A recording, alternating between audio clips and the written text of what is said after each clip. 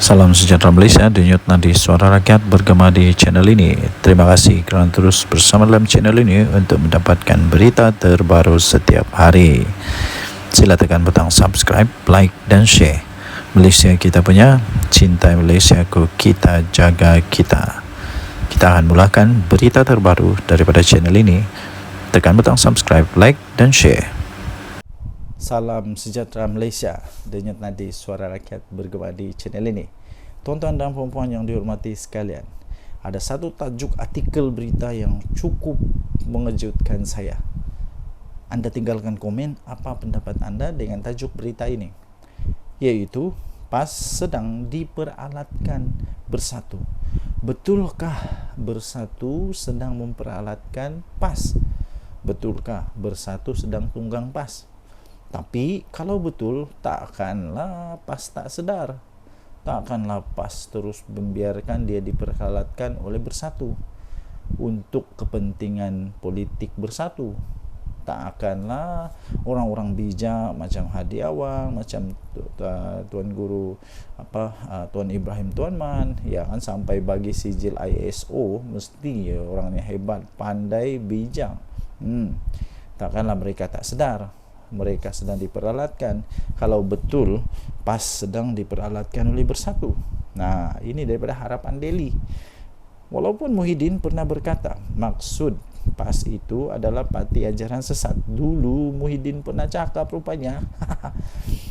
Mahathir mengkritik PAS. Punca berlaku peristiwa Mamali. Wan Ahmad Faisal pula pernah berkata penyokong PAS bodoh. PAS tetap menerima mereka. Ini satu ketika dulu. Mungkin sudah dilupakan, tapi orang-orang di Malaysia tidak akan lupa itu. Sebab kenapa? Dirakam, ditulis di newspaper, di YouTube mungkin pun ada. Ketika Muhyiddin Yassin kata apa? Ketika dia kata PAS itu parti ajaran sesat. Ketika waktu Mahathir mengkritik PAS, kononnya punca peristiwa Mamali. Kemudian Wan Ahmad Faisal pula pernah kata penyokong PAS ni bodoh. Jadi sekarang siapa yang bodoh? Ini lucu. Sedangkan walaupun Datuk Seri Anwar Ibrahim tidak pernah menyesatkan PAS, DAP pun tidak pernah memperbodohkan penyokong PAS atau membodohkan penyokong PAS. Amanah pun tidak pernah pun untuk membinatangkan PAS. Ketiga parti ini tetap dianggap musuh.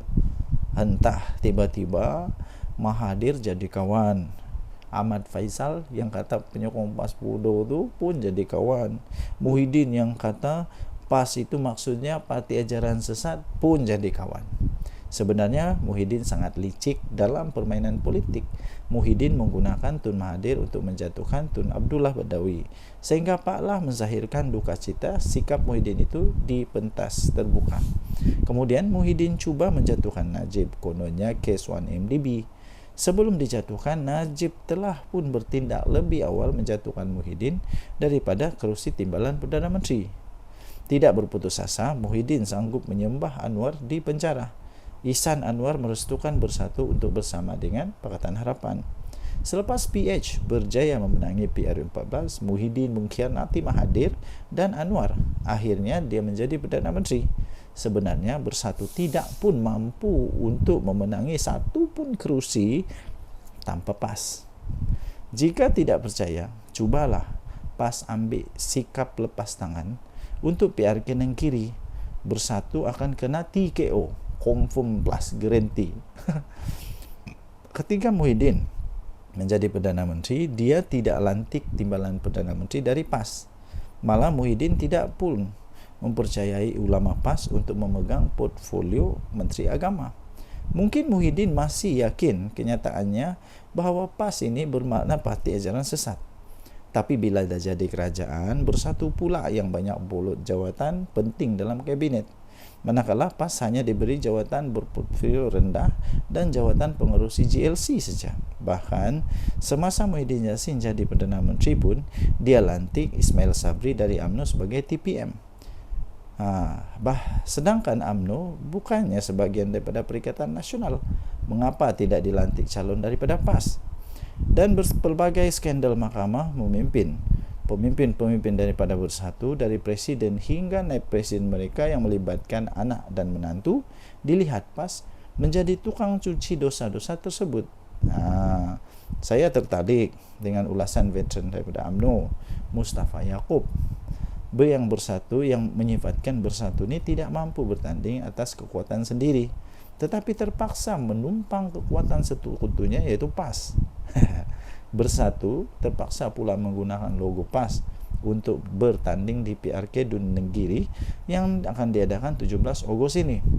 Bersatu tak berani menggunakan logo sendiri atau logo Perikatan Nasional di Nenggiri, sebab mereka tahu pengundi PAS tidak akan mengundi calon Bersatu. PAS dan PN hanyalah kuda tunggangan Bersatu, di mana mereka digunakan untuk menggerakkan centra bagi pihak Bersatu. Maklumlah, Bersatu bukannya ada kekuatan centra pun. Nampak tak betapa hinanya kedudukan PAS dalam PN? Eloklah PAS tunggang agama, Bersatu pun tunggang PAS, kata tulisan ini. Okey, jadi anda boleh baca ini di di harapandaily.com 23 Julai 2024, ditulis oleh Norman Radzwan. Tajuk dia, PAS sedang diperalatkan Bersatu. Apa pendapat anda dengan tulisan ini? Apa pendapat anda dengan tulisan ini? Anda boleh tinggalkan komen. Denyut Nadir, Suara Rakyat, bergema di channel ini. Bye-bye.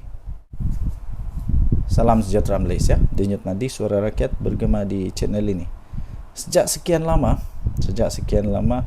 orang bertanya-tanya, betulkah UMNO akan keluar dari kerajaan ni? Betulkah kerajaan ini akan tumbang kalau UMNO keluar? Soalan itu pertama. Betulkah UMNO mau keluar dari kerajaan? Betulkah Zahid Hamidi akan bawa semua MP dia, semua menteri dia letak jawatan dan jadi pembangkang? Betulkah? Yang kedua ialah betulkah bahawa mereka akan letak jawatan semua menteri-menteri UMNO? Ingat, UMNO tidak kuat macam dulu ya. UMNO bukan macam dulu lagi. Pernah dulu, kalau anda masih ingat, saya pun masih ingat, waktu itu saya sudah cukup dewasa. Sekarang ni dah 40 lebih umur, jadi sudah cukup dewasa lah. Cukup dewasa. Waktu itu ada istilah begini. Waktu ketika UMNO masih kuat, ada istilah kata begini, apapun yang UMNO letak batu kah, letak kayu kah, letak apa sajalah diletak di mana-mana. Waktu masih kuat dulu tu, batu pun boleh menang, kayu pun boleh menang, tunggul kayu pun boleh menang. Kura-kura kalau letak jadi calon pun boleh menang dalam pilihan raya waktu itu. Tapi sekarang tidak lagi. Sehingga baru-baru ini ada juga artikel kata begini, kalau UMNO tidak bekerjasama dengan mana-mana parti, tidak bekerjasama ataupun dia bertanding secara solo untuk pilihan raya umum ke-15 nanti, menurut artikel itu kata, tidak ada harapan untuk UMNO untuk menang besar lagi. Silap-silap Zahid Hamidi boleh kalah, silap-silap Tok Matasan boleh kalah, silap-silap siapa lagi, yang besar-besar lah boleh kalah, silap-silap tumbang dan boleh pupus UMNO ni. Sebab sekarang UMNO bukan macam dulu lagi. Ya, jadi kerana itu ya tuan-tuan dan puan-puan, kalaulah UMNO keluar daripada kerajaan ini, pada pendapat saya, pertama, kerajaan tak perlu risaulah. Tidak perlu risau pun. Kalau dia keluar pun, kerajaan tetap ada majoriti muda. Kerajaan Madani ini, Datuk Seri Anwar Ibrahim, tetap ada majoriti muda dan belum tumbang. Tapi dia dapat disahkan tidak ada lagi majoriti 2/3. Risikonya kepada Datuk Seri Anwar Ibrahim hanya satu, iaitu ketika pembentangan rang undang-undang pembekalan. Kalau tidak ada sokongan, dia mungkin terpaksa letak jawatan. Tapi untuk kata otomatik kerajaan Madani tumbang itu tidak mungkin berlaku. Ya. Jadi menteri-menteri UMNO saya fikir tidak akan begitu mudah untuk meletak jawatan. Bukan mudah, lagipun ramai orang lagi berbaris menunggu. Kalau semua menteri UMNO keluar, bagus jugalah. ada peluang untuk DAP, ada peluang untuk amanah, untuk isi tempat mereka. Ini pun sebenarnya boleh dikatakanlah, boleh dikatakan hasil daripada persefahaman yang baik dalam kerajaan perpaduan. Walaupun UMNO taklah besar mana kemenangan dia, tidak macam dulu, maksud saya tidak macam dulu kemenangan itu, tapi mereka tetap dihargai oleh kerajaan yang ada sekarang, sampai mereka tetap diberikan banyak jawatan dalam kerajaan. Timbalan Perdana Menteri dari mana? Timbalan Perdana Menteri daripada UMNO, yang sepatutnya boleh saja daripada DAP, tetapi kerana strategi politik menunjukkan bahawa mereka ini sepahaman, ada perpaduan, maka okeylah, bagilah dekat Datuk Seri Zahid Hamidi. Jadi maksud kata begini, UMNO kena sentiasa ingat bahawa mereka ada sekarang ini menjadi kuat semula, bolehlah dikatakan semakin mengorak langkah untuk menjadi kuat, kerana mereka ada satu gabungan persefahaman politik dengan Pakatan Harapan, ya. Jadi hanya satu peluang untuk UMNO dapat menang, ialah dengan bekerjasama dengan Kerajaan Perpaduan, dengan Pakatan Harapan. Kalau tidak, UMNO tak akan boleh kalahkan PAS. Itu for sure lah. UMNO susah untuk kalahkan PAS. Nah, kalau 1 lawan 1, UMNO lawan PAS, memang belum tentu UMNO boleh menang. Okay. Walaupun di tempat DAP, walaupun di tempat yang di tempat yang bukan PAS yang menguasa. Apa pendapat anda? Sila tinggalkan komen. Denyut Nadi Suara Rakyat bergema di channel ini. Bye-bye. Salam sejahtera Malaysia, Denyut Nadi Suara Rakyat bergema di channel ini. Okey, tuan-tuan dan puan yang dihormati sekalian, sepanjang beberapa hari ini, perkara yang amat hangat di seluruh berita ataupun semua penganalisis pengulas politik ialah tentang di mana adanya konon-konon lah, ura-ura lah, konon lah, cerita kabar angin lah, yang mengatakan MCA dan MIC keluar daripada Barisan Nasional. Tuan-tuan dan puan yang dihormati sekalian, itu hanya berita kabar angin. Walaupun begitu, malam ini, hari ini, pagi ini, hari ini, petang ini, apa-apa sajalah masa yang anda tonton video ini, saya ingin nyatakan bahawa tidak ada keuntungan pun kalaulah MCA dan MIC keluar daripada Barisan Nasional. Apa keuntungan bagi mereka? Mungkin anda boleh berikan komen. Apa pendapat anda? Sekiranya MCA keluar daripada Barisan Nasional, adakah yang sanggup untuk menerima mereka sebagai satu gabungan politik, rakan politik di dalam gabungan? Sanggupkah Perikatan Nasional ambil MCA? Sanggupkah Perikatan Nasional untuk ambil MIC? Dan apa kelebihan MCA dan MIC kalau keluar daripada kerajaan? Tidak ada sebenarnya. Jadi tidak ada apa-apa gunanya untuk Barisan Nasional, kerugiankah, keuntungankah kalau MCA dan MIC keluar daripada Barisan Nasional? Kerugian tidak pada UMNO, tidak juga kepada kerajaan ini, kerana MIC dan MCA mereka hanya ada berapa kerusi dalam parlimen, tidak pun sampai 5 kerusi dalam parlimen, hanya berapa saja. MIC berapa kerusi dalam parlimen, tidak akan menggugat apa-apa, tidak akan menjadikan kerajaan yang sekarang ada ini tumbang apalagi kalau tukar kerajaan, tidak mungkin akan berlaku.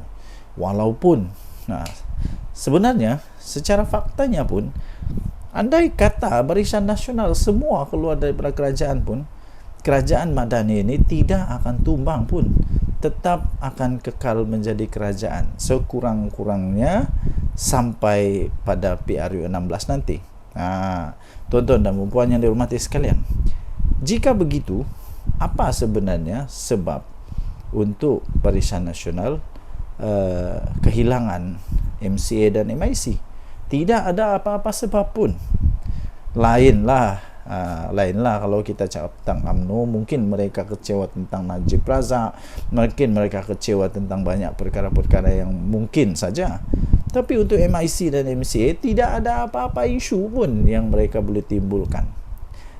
Mereka malah perlu bersyukur, berterima kasih kepada kerajaan ini, kerana walaupun jumlah mereka yang sedikit macam tu pun, tapi tetap dianggap amat penting oleh kerajaan Madani ini. Jadi tuan-tuan dan puan yang dihormati sekalian, pada pendapat saya, ini pendapat saja ya. Semua orang ada pendapat masing-masing. Anda boleh bantah, Anda boleh bangkang pendapat yang saya utarakan ini, terpulang kepada Anda. Sekiranya MIC dan MCA nak keluar, kalau pendapat saya, UMNO tak payah nak tergeh-geh pun, untuk pujuk MCA atau MIC ni. Biar pergi kat mereka lah. Mereka nak pergi bergabung dengan PAS kah, nak bergabung dengan Bersatu kah, terpulanglah. Mau buat pergabungan baru. Kalau sekarang ini ada Perikatan Nasional, mungkin selepas ini ada Perikatan Paling Nasional. Tak kisahlah. Yang penting pada pendapat saya, kalau mereka nak keluar, biar pergi kat mereka. Mungkin mereka suka untuk jadi pembangkang, dipersilakan. Tapi setakat ini semua itu hanya kabar angin. Dan kalau mereka keluar pun tiada apa-apa pun kerosakan kepada kerajaan ini. Jadi apa pendapat anda? Sila tinggalkan komen anda. Sekiranya MCA dan MIC mau keluar, apa pendapat anda? Betulkah mereka mau keluar? Mungkin anda ada sumber yang lain yang mengatakan mereka mau keluar. Tapi pada pendapat saya, tidak akanlah mereka keluar untuk setakat ini, kerana tidak ada apa-apa keuntungan pun. Dan saya fikir UMNO tidak akan tergugat pun. UMNO tidak pun rasa kecil hati kalau mereka keluar. Tinggalkan komen, tekan butang subscribe, denyut nadi Suara Rakyat bergema di channel ini. Bye-bye. Salam sejahtera Malaysia, denyut nadi Suara Rakyat bergema di channel ini. Okey, tuan-tuan dan puan yang dihormati sekalian, sepanjang beberapa hari ini, perkara yang amat hangat di seluruh berita ataupun semua penganalisis pengulas politik ialah tentang di mana adanya konon-konon lah, ura-ura lah, konon lah, cerita kabar angin lah, yang mengatakan MCA dan MIC keluar daripada Barisan Nasional. Tuan-tuan dan puan yang dihormati sekalian, itu hanya berita kabar angin. Walaupun begitu, malam ini, hari ini, pagi ini, hari ini, petang ini, apa-apa sajalah masa yang anda tonton video ini, saya ingin nyatakan bahawa tidak ada keuntungan pun kalaulah MCA dan MIC keluar daripada Barisan Nasional. Apa keuntungan bagi mereka? Mungkin anda boleh berikan komen. Apa pendapat anda? Sekiranya MCA keluar daripada Barisan Nasional, adakah yang sanggup untuk menerima mereka sebagai satu gabungan politik, rakan politik di dalam gabungan? Sanggupkah Perikatan Nasional ambil MCA? Sanggupkah Perikatan Nasional untuk ambil MIC? Dan apa kelebihan MCA dan MIC kalau keluar daripada kerajaan? Tidak ada sebenarnya. Jadi tidak ada apa-apa gunanya untuk Barisan Nasional, kerugiankah, keuntungankah kalau MCA dan MIC keluar daripada Barisan Nasional? Kerugian tidak pada UMNO, tidak juga kepada kerajaan ini, kerana MIC dan MCA mereka hanya ada berapa kerusi dalam parlimen. Tidak pun sampai 5 kerusi dalam parlimen. Hanya berapa saja, MIC berapa kerusi dalam parlimen. Tidak akan menggugat apa-apa, tidak akan menjadikan kerajaan yang sekarang ada ini tumbang apalagi kalau tukar kerajaan, tidak mungkin akan berlaku. Walaupun sebenarnya secara faktanya pun, andai kata Barisan Nasional semua keluar daripada kerajaan pun, kerajaan Madani ini tidak akan tumbang pun, tetap akan kekal menjadi kerajaan sekurang-kurangnya sampai pada PRU 16 nanti. Tuan-tuan dan puan yang dihormati sekalian, jika begitu, apa sebenarnya sebab untuk Barisan Nasional kehilangan MCA dan MIC? Tidak ada apa-apa sebab pun. Lainlah kalau kita cakap tentang UMNO, mungkin mereka kecewa tentang Najib Razak, mungkin mereka kecewa tentang banyak perkara-perkara yang mungkin saja. Tapi untuk MIC dan MCA tidak ada apa-apa isu pun yang mereka boleh timbulkan. Mereka malah perlu bersyukur, berterima kasih kepada kerajaan ini, kerana walaupun jumlah mereka yang sedikit macam tu pun, tapi tetap dianggap amat penting oleh kerajaan Madani ini. Jadi tuan-tuan dan puan yang dihormati sekalian, pada pendapat saya, ini pendapat saja ya. Semua orang ada pendapat masing-masing. Anda boleh bantah, Anda boleh bangkang pendapat yang saya utarakan ini, terpulang kepada Anda. Sekiranya MIC dan MCA nak keluar, kalau pendapat saya, UMNO tak payah nak tergeh-geh pun, untuk pujuk MCA atau MIC ni. Biar pergi kat mereka lah. Mereka nak pergi bergabung dengan PAS kah, nak bergabung dengan Bersatu kah, terpulanglah. Mau buat pergabungan baru. Kalau sekarang ini ada Perikatan Nasional, mungkin selepas ini ada Perikatan Paling Nasional. Tak kisahlah. Yang penting pada pendapat saya, kalau mereka nak keluar, biar pergi kat mereka. Mungkin mereka suka untuk jadi pembangkang, dipersilakan. Tapi setakat ini semua itu hanya kabar angin. Dan kalau mereka keluar pun tiada apa-apa pun kerosakan kepada kerajaan ini. Jadi apa pendapat anda? Sila tinggalkan komen anda. Sekiranya MCA dan MIC mau keluar, apa pendapat anda? Betulkah mereka mau keluar? Mungkin anda ada sumber yang lain yang mengatakan mereka mau keluar. Tapi pada pendapat saya, tidak akanlah mereka keluar untuk setakat ini, kerana tidak ada apa-apa keuntungan pun. Dan saya fikir UMNO tidak akan tergugat pun. UMNO tidak pun rasa kecil hati kalau mereka keluar. Tinggalkan komen, tekan butang subscribe, denyut nadi Suara Rakyat bergema di channel ini. Bye-bye.